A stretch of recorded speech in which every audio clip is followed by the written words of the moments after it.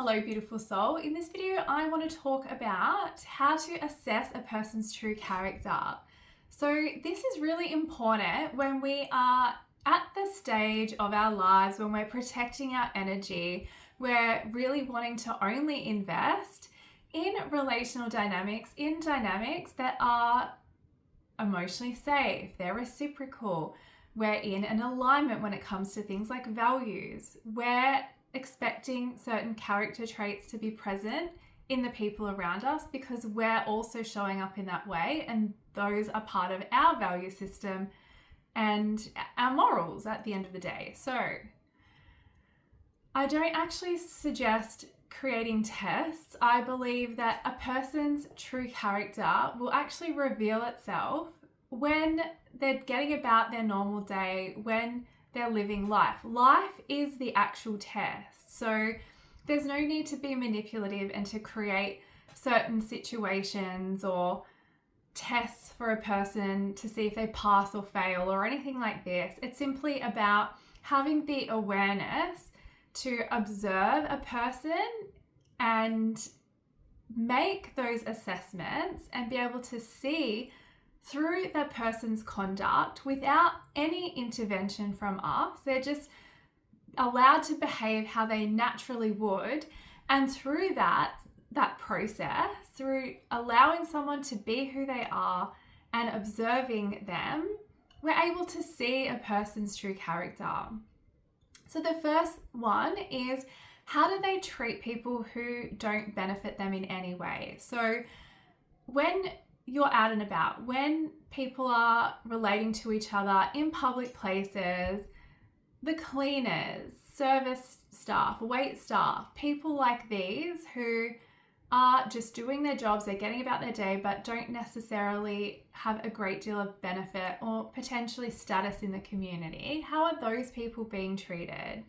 If a person treats people of a higher status in the community, of a higher standing in the community, better than someone who has a lower standing potentially in the community or a different role in the community that doesn't serve to benefit someone, that's like a character flaw.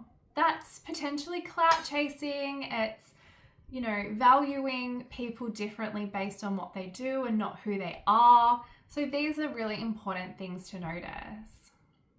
The second one is, how do they react to delays and minor inconveniences? Like when they're frustrated, how are they reacting to that? Are they blowing the whole thing out of proportion? Are they emotionally reactive?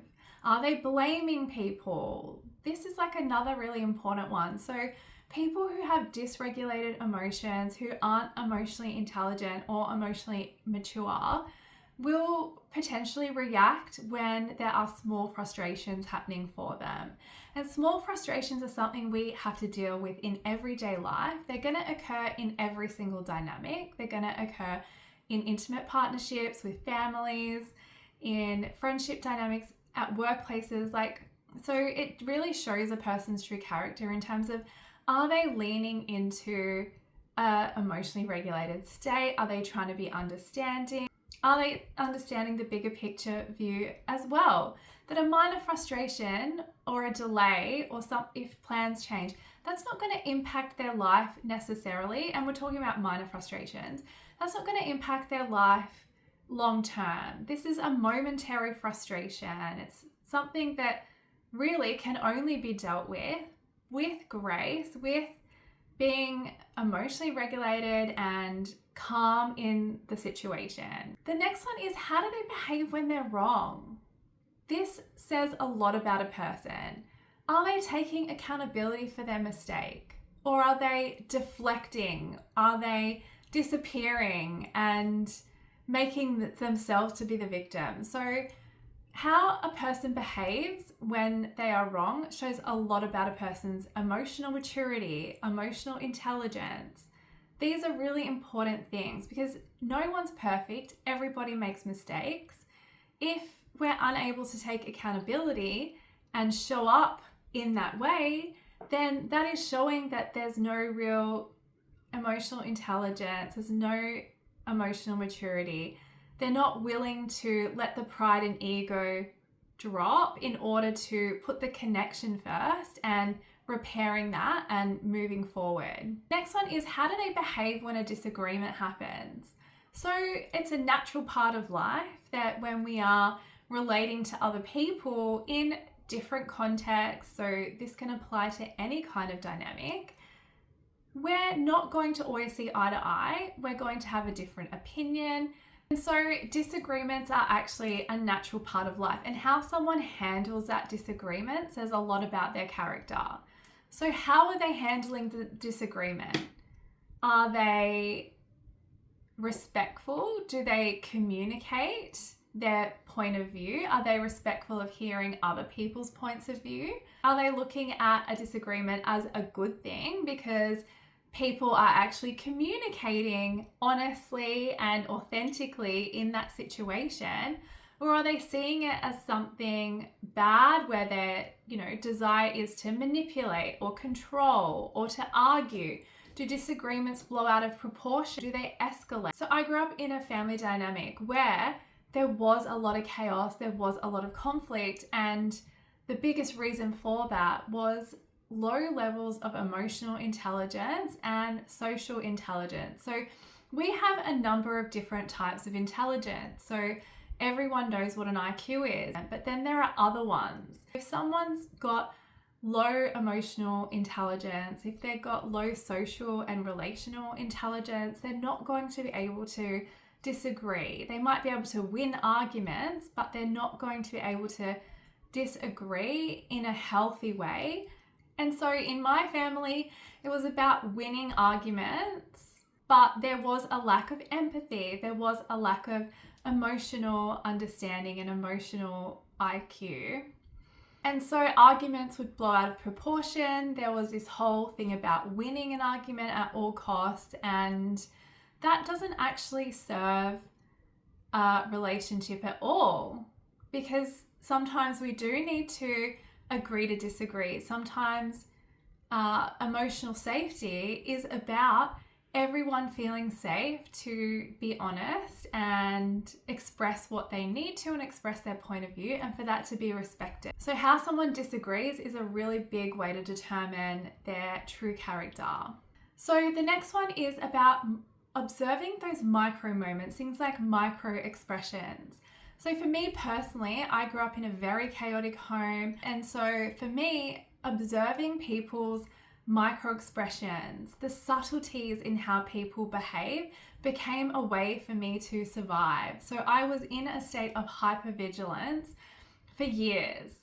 So a person can wear a mask, a person can put on a show to come across in a certain way, but they're not going to be able to really hold that for extended periods of time without small giveaways like micro expressions happening. So to be able to see a person's true character, it can be really beneficial to observe a person really keenly, like see exactly what they're saying and what they're doing and what those minute things like micro expressions are showing about them as well. And the final one is about generosity and their reflexes around this. So this is a really good indicator of what a person's true character is when it comes to giving and receiving and whether they're selfish or not. Generosity can come in so many different forms. Like, it doesn't just have to be material generosity. It can be generosity in time, in, allowing space for someone, in terms of emotions. So we're talking about reflexes around generosity. So when someone needs help or when there's an opportunity to help someone, whether someone does that thing or not, are they just jumping in and offering the assistance? Are they offering time, energy, financial resources? Like, what are their reflexes around that? Generally, people who are generous, like their true character is a generous person, they have a generous spirit, they're not going to calculate prior whether or not to do something, whether they'll get something out of it or not, because their spirit is generous. So they're going to offer that time or offer that assistance. They're going to just do it. They're not going to just say they're going to do it. They just jump in and do it. And so it's an instinctual thing. They're just wired that way to be a giving, caring person who genuinely wants to be generous. And there's no calculation around it. There's no looking at what the benefit or the disbenefit would be of doing that. It's a generosity of spirit, and for me that's personally very important, and everyone I associate with does have this inherent generosity, which is so beautiful. So I really hope that this has helped someone. I love you. Bye.